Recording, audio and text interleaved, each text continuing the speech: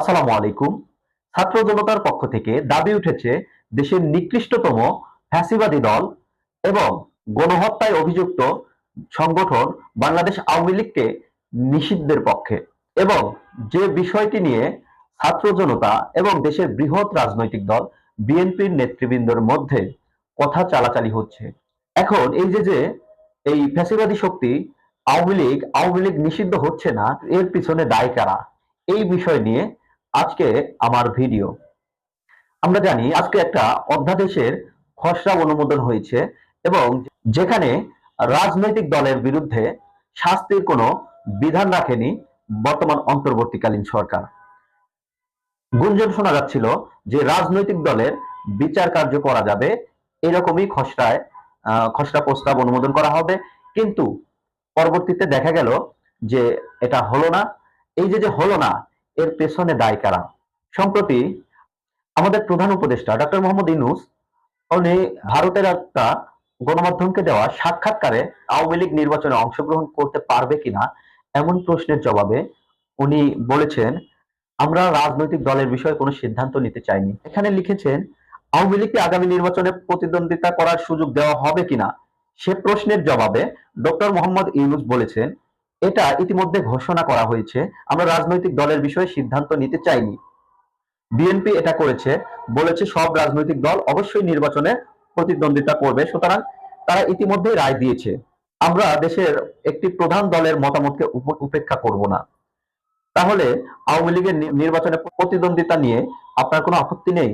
সে প্রশ্নের জবাবে ডক্টর ইউনূস বলেন, কোনো একটি দল বা আরেকটি দলকে বেছে নেওয়ার জন্য আমি রাজনৈতিক ব্যক্তি নই, আমি রাজনীতিকদের আকাঙ্ক্ষাকে বাস্তব রূপ দিতে সহায়তা করছি। ভারতের সংবাদ মাধ্যম দ্য হিন্দুকে দেওয়া এক সাক্ষাৎকারে তিনি এই কথা বলেন। তার মানে এখানে ডক্টর মোহাম্মদ ইউনূস সরাসরি বিএনপির উপর দোষটা চাপিয়ে দিলেন এবং এখানে তিনি বলার চেষ্টা করলেন যে বিএনপি এটা চাইনি বলে আমরা আওয়ামী লীগের ব্যাপারে কোনো সিদ্ধান্ত নিতে চাই না, আওয়ামী লীগ সামনে নির্বাচনে অংশগ্রহণ করতে পারবে। মানে এটা পুরোটাই বিএনপির উপর। এখন আমি আমাদের প্রধান উপদেষ্টার উদ্দেশ্যে বলতে চাই, আপনি শুধু বিএনপি কে কেন স্টেক হোল্ডার হিসাবে ধরছেন? আমাদের বাংলাদেশে আরো অনেক স্টেক হোল্ডার আছে। আপনারা জানেন বাংলাদেশে দল মত নির্বিশেষে বিভিন্ন শ্রেণী পেশার মানুষ আছে, বিভিন্ন ছাত্র সংগঠনগুলো আছে, ছাত্র জনতার প্রতিনিধিরা আছে। এদের সাথে আলোচনা না করে আপনি শুধু বিএনপির মতামতের ভিত্তিতে আপনি রায় দিয়ে দিতে পারেন না। বাংলাদেশের ছাত্র জনতা সহ বিভিন্ন দলের মতামতকে আপনাকে গ্রহণ করতে হবে। এই ক্ষেত্রে আমি বলতে চাই যে এই যে আপনি বলছেন বিএনপি চাইনি বলেই আমরা তাদের ব্যাপারে সিদ্ধান্ত নিতে চাচ্ছি না, তাহলে বিএনপি যা চাইবে তাই যদি আপনারা করেন তাহলে তো আপনি বিএনপি সরকার হয়ে গেলেন। আপনি তো বিএনপি বা রাজনৈতিক দলের সরকার না, আপনি তো বাংলাদেশের জনগণের সরকার, মানে অন্তর্বর্তীকালীন সরকার। সেইখানে আপনি কেন একটা নির্দিষ্ট দলের কথা চিন্তা করবেন? বিএনপি ছাত্রলীগকে নিষিদ্ধ চায়নি, তো আপনারা ছাত্রলীগকে তো নিষিদ্ধ করেছেন। বিএনপি চেয়েছে 3 থেকে 6 মাসের মধ্যে নির্বাচন করতে, আপনারা তো সেটা করেছেন। তো শুধু আপনারা বিএনপির ঘাড়ে দায় চাপিয়ে আপনারা চাপটাকে বিএনপির ঘাড়ে দিতে চাচ্ছেন, এটা আসলে কোনো মতেই কাম্য নয় বলেই আমি মনে করি। এই বিষয়ে আহ হাসনাত আব্দুল্লাহ বৈষম্য বিরোধী ছাত্র আন্দোলনের বর্তমান আহ্বায়ক, উনি কি বলেছেন একটু পড়ছি। যারা আওয়ামী পুনর্বাসনের উদ্যোগ নেবে তাদের ইতিহাস গণশত্রু হিসাবে চিহ্নিত হবে। এখানে তিনি বলেছেন, বৈষম্য বিরোধী ছাত্র আন্দোলনের আহ্বায়ক হাসনাত আব্দুল্লাহ জানিয়েছেন, ছেলেদের রক্তের উপর পা রেখে দিল্লিকে কিবলা বানিয়ে ক্ষমতার মসনদে যাওয়ার আকাঙ্ক্ষা জনগণের মুক্তির নিয়তের সঙ্গে বিশ্বাসঘাতকতা। আওয়ামী পুনর্বাসনের জন্য যারা উদ্যোগ নেবে তাদেরকে ইতিহাস গণশত্রু হিসাবে চিহ্নিত করবে। তার মানে এনেও এক ধরনের বিএনপি কে ইঙ্গিত করেই বলেছে যারা আওয়ামী লীগকে পুনর্বাসন করার একটা চেষ্টা করছে। এবং আমাদের যিনি যুব ও ক্রীড়া মন্ত্রণালয়ের দায়িত্ব আছে, আমাদের আসিফ মাহমুদ, যিনি অন্যতম বৈষম্য বিরোধী ছাত্র আন্দোলনের অন্যতম নেতা ছিলেন, এখন উপদেষ্টা, উনি বলেছেন আওয়ামী লীগ নিষিদ্ধের কথা বললে দলগুলো বাধা দেওয়ার চেষ্টা করছে। আসিফ মাহমুদ এই কথা বলেছেন। এবং উনি কি বলেছেন পড়ছি, অন্তর্বর্তীকালীন সরকারের যুব ও ক্রীড়া মন্ত্রণালয়ের উপদেষ্টা আসিফ মাহমুদ সজীব ভুইয়া বলেছেন, আমরা সরকারের পক্ষ থেকে যখন আওয়ামী লীগকে নিষিদ্ধের কথা বলি তখন রাজনৈতিক দলগুলো তাদের বক্তৃতায় সেটি বাধা দেওয়ার চেষ্টা করে।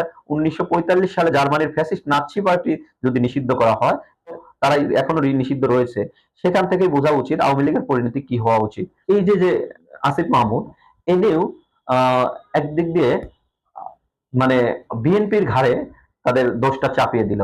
এখন আমার প্রশ্ন আসিফ মাহমুদ বা হাসনাত আব্দুল্লাহর কাছে, আমরা যখন রাষ্ট্রপতি পদত্যাগের দাবিতে আন্দোলন শুরু করেছিলাম, তখন আপনারা আওয়ামী লীগকে নিষিদ্ধ করার জন্য একটা রিট করলেন। এখন বিএনপি বিরোধিতা করলো কি করলো না সেই বিষয়ে গুরুত্ব দিতে গিয়ে আপনারা রিট থেকে প্রত্যাহার করলেন এবং আপনারা কি করলেন, আপনারা এই আন্দোলন থেকে সরে আসলেন। তার মানে আওয়ামী ফ্যাসিবাদ টিকে আছে।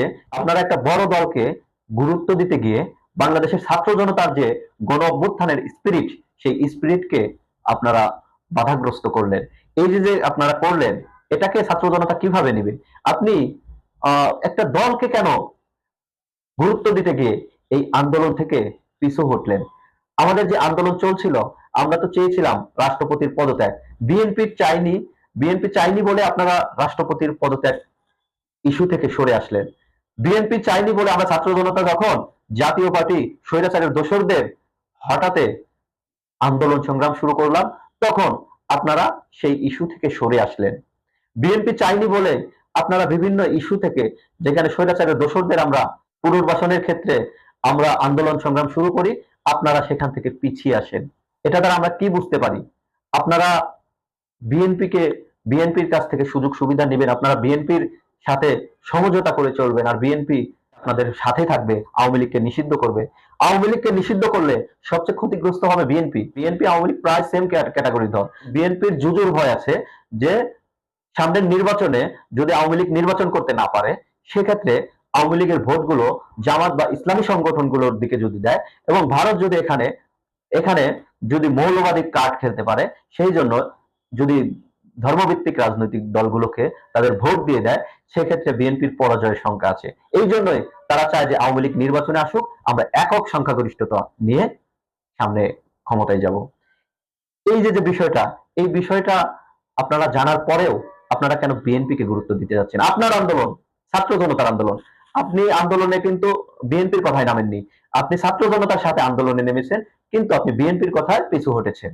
এখানে বিএনপির পলিটিক্যাল স্ট্যান্ড যে আওয়ামী লীগ নিষিদ্ধের বিপক্ষে, সেই বিষয়ে তারেক রহমানের একটা বক্তব্য।